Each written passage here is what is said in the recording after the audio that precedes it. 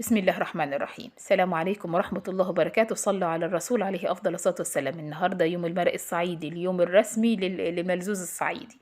ماشي، هو اليوم الوطني لملزوز الصعيدي بالفطير بتاعه بالبركة كلها بتاعته. اليوم كله هعيشكم في اليوم كله أجواءه. طيور بقى واللت والعجن في الفطير وكمان فيه عيش شمسي. كل بركة إن شاء الله بإذن الله، ونقطع جبنة ونطلع للطيور والحاجات دي كلها إن شاء الله.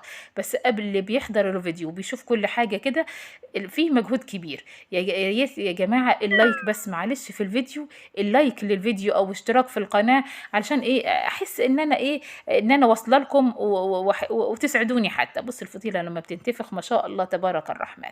اللهم صل عليك سيدنا محمد. روحوا الفيديو في القناة واعملوا اللايك على طول. والله هتسعدوني باللايك ده، لأن هو هيرفع الفيديو ويشاهدوا أكبر، يوصل لأكبر عدد يعني من الناس.